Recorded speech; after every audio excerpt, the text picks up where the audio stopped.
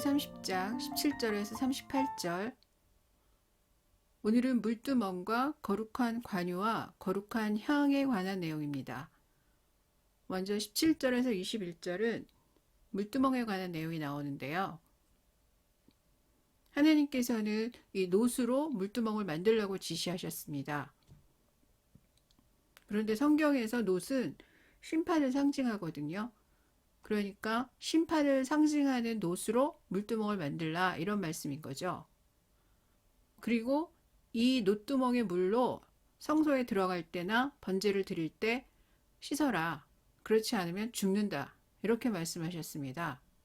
이걸로 씻지 않고, 물로 씻지 않고 하나님 전에 들어오면 못 들어오게 하겠다, 아니면 제사를 안 받겠다, 이게 아니라 아예 죽는다는 겁니다. 그러니까 이거는 놋과 관계가 있는 내용인 거죠. 그냥 물로 씻으라, 이게 아니라 심판을 상징하는 이 놋 그릇에 담긴 물로 씻는 게 중요하다는 얘기죠.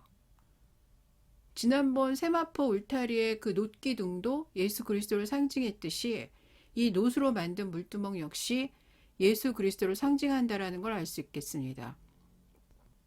계시록 7장 13절에서 14절입니다.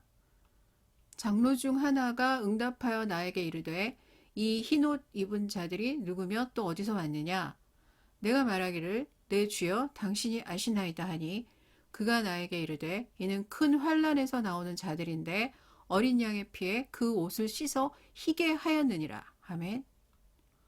이 계시록을 봐도 어린 양의 피에 옷을 씻어서 희게 한다라는 말씀을 보면 이게 놋 물두멍이 예수 그리스도를 상징한다라는 것을 알 수 있겠습니다. 그런데 특이한 건 놋으로 물두멍을 만들라고 하실 때 크기를 말씀해 주지 않으셨다는 거죠. 왜 그러셨겠습니까? 죄를 씻어 희게 만드는 그 아들의 피를 상징하는 그 물두멍의 크기를 어떻게 아버지가 정하겠습니까? 물두멍의 크기가 클수록 아들의 고통이 크다는 뜻이니까 그 크기를 정해줄 수가 없었던 거죠. 그러니까 어린 양의 피를 상징하는 놋으로 만든 그 물두멍에 물로 씻는 게 중요한 거지 그냥 물로 씻는 게 중요한 게 아닌데, 예수님 당시 바리새인들은 먹기 전에 씻었네 안 씻었네 이거 가지고 부정하다 안 하다 이런 식으로 한 거죠. 본말이 전도된 경우였죠. 그런 건 지금도 많으니까요. 예수님 당시라고 그런 사람들이 없었겠습니까? 22절부터 33절까지는 거룩한 관유에 관한 내용입니다.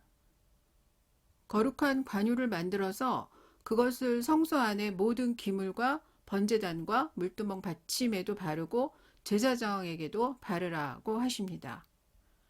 이 관유는 히브리어로 쉐멘 미시아라고 말을 하는데요. 이 미시아라는 말에서 메시아라는 말이 왔습니다. 메시아를 헬라어로 번역한 것이 그리스도죠. 그래서 메시아는 기름 부음 받은 자라는 뜻이 됩니다. 기름 부음이라는 말 대신에 어노인팅이라는 말도 많이 쓰는데요.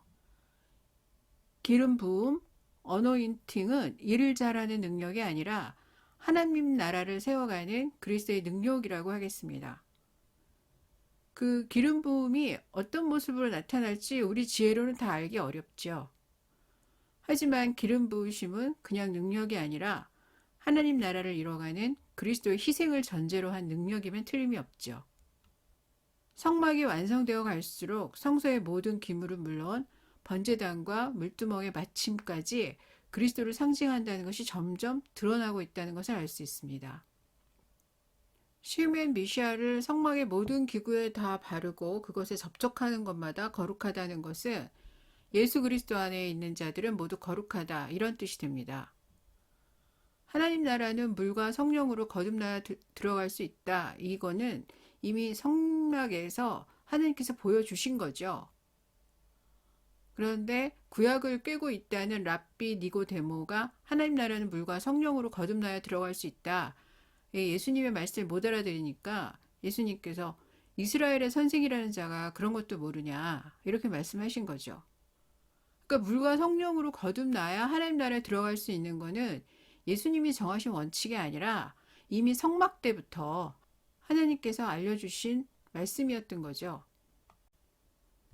34절부터 마지막 절까지는 거룩한 향에 관한 내용입니다. 향의 재료가 쭉 나오지만 어떤 향인지는 직접 맡아보기 전까지는 알기 어렵죠. 어쨌든 이 거룩한 향은 성소에서 하나님께 드려지는 향이기 때문에 그 사람이 맡으라는 향은 아니니까 우리가 궁금해할 필요는 없을 것 같습니다. 거룩한 향은 하나님께 드리는 제사장의 기도를 뜻한다라고 어제 말씀드렸는데요. 이게 그 예수님께서 시장 모퉁이에서 기도하는 그 바리새인들을 왜 나무라셨는지 이해가 될 것 같습니다.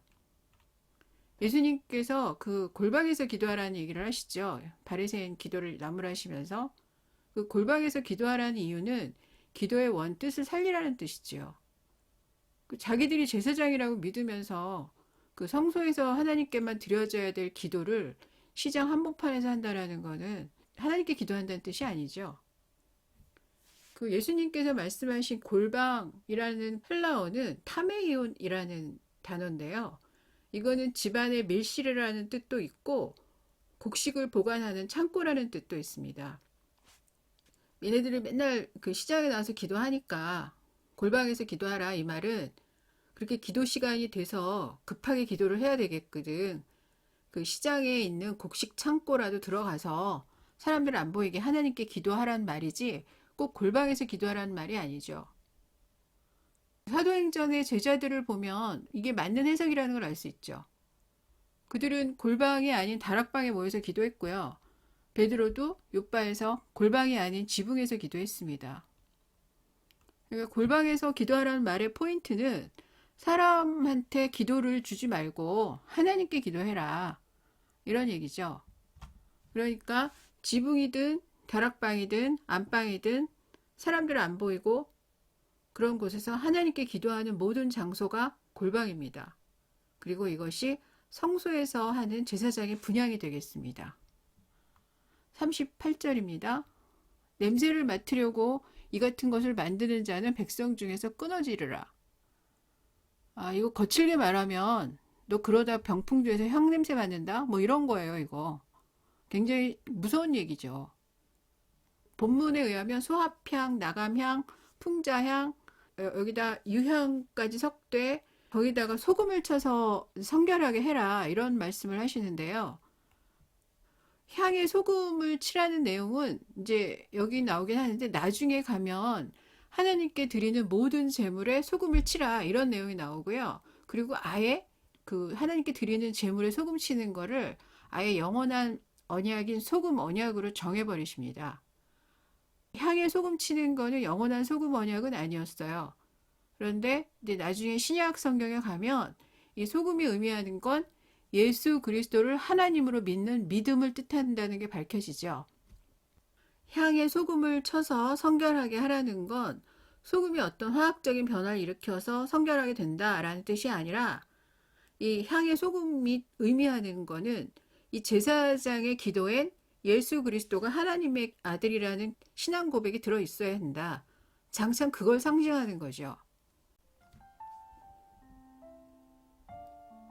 기도하겠습니다. 하나님 아버지, 저희를 물과 성령으로 거듭나게 하시고 천국 백성으로 삼아주신 하나님의 은혜에 감사를 드립니다. 하나님 아버지, 저희 기도에 항상 예수 그리스도가 하나님의 아들이라는 그 믿음의 고백이 있게 하시고 하나님이 받으시는 그런 기도를 늘 할 수 있도록 하나님 축복해 주시옵소서. 예수님 이름으로 기도드렸습니다. 아멘.